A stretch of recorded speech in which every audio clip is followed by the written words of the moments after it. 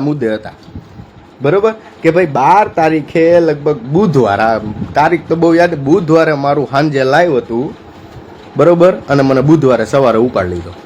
એટલે ઈ લાઈવ મેં કીધું હતું ખોડલધામનું આ રીતનું કે ભાઈ ગોંડલવાળી મેટરમાં ખોડલધામમાં નરેશભાઈ પટેલ આપણે ગોંડલવાળી મેટરમાં સમર્થન દઈ દઈએ પાટીદારોને 18 વરણને, એટલે ખોડલધામનું કામ પૂરું. આપણે આવી વાત કરી હતી, બરોબર. અને આમ જો આપણી ખુલ્લી કિતાબ જ હોય જનતા સામે, કારણ કે મારું કોઈ સપોર્ટર નથી. અપુને એકલા ને એક મારો ભગવાન થઈને સુરતમાં એક વકીલ બેઠો છે ને, બસ ઈ, બાકી કોઈ નથી. એટલે હું બધી વાત તમને કહી જ દઉં, મારે કોઈ ઉપર મારે કેમ કહેવા જ આવી, કોઈ મારી બાજુમાં બેન સાંભળો એવો તો હોવો જોઈએ કે નહીં, એટલે હું તમને કહી દઉં. પાસામાંથી કાપીને આવ્યા પછી સમાજના ઘણા આગેવાનોના ફોન કે વાયા મીડિયા કે ગમે એ રીતે રૂબરૂ મળીને મને ખબર પહોંચાડવામાં આવી કે ભાઈ બનીભાઈ તમે છે ને ખોડલધામનું રહેવા દો, બીજું તમારે જી કરવું હોય કરો, એ કે ખોડલધામનું રહેવા દો. તો મને એ પ્રશ્ન થાય છે કે આ ખોડલધામને, ગોંડલને અને પટેલ સમાજને સંબંધ શું આ બાબતે? મુદ્દો પ્રદીપ ભાખરનો હોય તોય ભલે, અને મુદ્દો એ પટેલ સમાજની છોકરીનો હોય તો ભલે, મુદ્દો જયરાજસિંહનો હોય તો ભલે, ગણેશનો હોય તો ભલે, અલ્પેશ ઢોલરિયાનો હોય તો ભલે, નિખિલ ડોંગા હોય તો ભલે. તો એના જેવું કર્યું. અને જો એ સ્પષ્ટતા કરી દો, આ બધે આ કંઈક કાનુડો કે જેલમાં જઈને તો હવે આપણે બધા દ્વારકા પૂનમ ભરવા જાય તો કે આ નિયમ કાનુડાના સાગરીતો છે એ કે, અને પાછામાં નાખી દો કે આ તો બહુ ખૂંખાર આરોપીઓ હોય.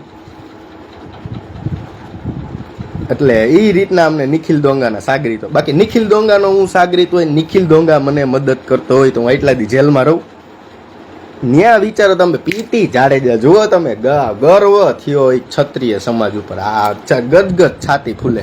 બાકી બંગલે બેહીને સમાધાનો કરાવીને ક્ષત્રિય સમાજને આમ કરે, રૂપાલાને આમ કરે, એમાં છાતી ગદગદ ન ફૂલે, આમાં ફૂલે.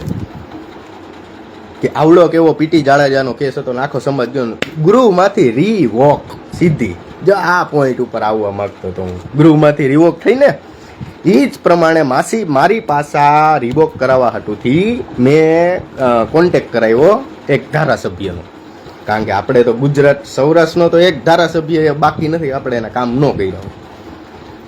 એટલે આપણે તો ડાયરેક્ટ એને કોન્ટેક્ટ કરાવ્યો. એટલે વચ્ચે એક તાલુકા પ્રમુખ હતા, એ કોણ ખબર? પ્રદીપભાઈ ભાખર. આ જો અમારી માતાની કરામત જોજો તમે.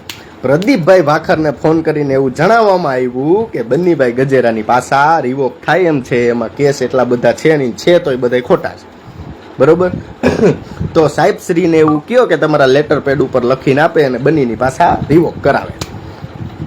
તો આ પ્રદીપભાઈ ભાખરે શું કીધું ખબર તમે? પ્રદીપભાઈ કે આપણે જયરાજસિંહ અરે હારામ હારા સંબંધ છે, બરોબર, આપણે ઈ કે બન્યા હાટુથી જયરાજસિંહ સામે થવાય નહીં, કે આપને ભવિષ્યમાં નડે, બરોબર. એટલે મારી પાસા ઉપર સાહેબે ના પેડી કે ભાઈ એ તારી વાત સાચી હોય કે આ કાર્યક્રમ કરાય નહીં, એટલે આપણી પાસે રિવોક થઈ નહીં. આ આપને જેલમાં મેસેજ મળી ગયા કે ભાઈ બની આવી રીતનો કાર્યક્રમ થયો.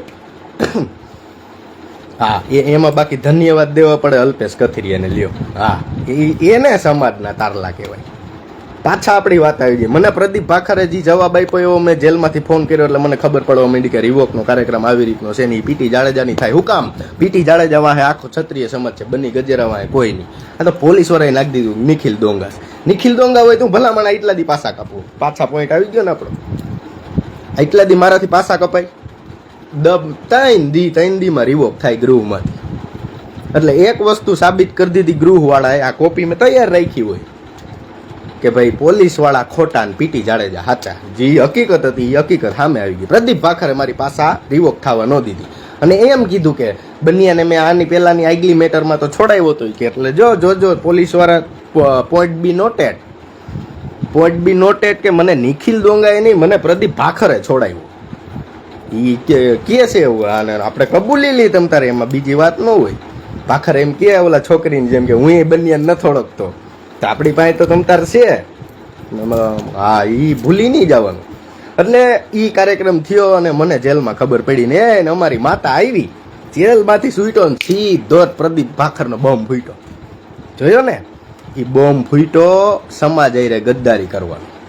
મારી આયરે નહીં, મારું કાંઈ ન આવે સમાજમાં, હું ક્યાંય ન આવું. આ તો હું એક મારું કામ છે સાચું મૂકવાનું. સમાજ હોય તોય ભલે ને બીજો હોય તોય ભલે, બરોબર, એની ગદ્દારી ફૂટી. આવી જાય આપણે ખોડલધામ ઉપર. આ ખોડલધામનો કાર્યક્રમ મારે કોઈના સપોર્ટની જરૂર નથી, બરોબર. આપણે કોઈ અને દગો કોઈ દી બની પાસે નહીં આવે. 5 વર્ષ જોઈ લેવો, જોવો છો ને, અને જેને આપણી એ કામ કર્યું એને ખબર છે કે બન્યો કોઈ દી દગો દે. બન્યાને દગો દે ને તો દગો મળે. હિસ્ટ્રી આ પ્રદીપ ભાખરને પૂછી લેવું. પ્રદીપ ભાખરને કીધું હતું, હા, એ આપણે સંબંધમાં કામ કરીને ભલામણ તમે તમારા 2 પગથિયા ચડવા હાટુથી તમારા યાર આગળ લઈ ગયો એને તમે દગા દીધી એમ. તમને એમ કે કોઈ નહીં છોડાવે એમ. આ ભગવાન થઈને વકીલ બેઠો સુરત. આ એક જ દેખાય મને છૂટીને આવી.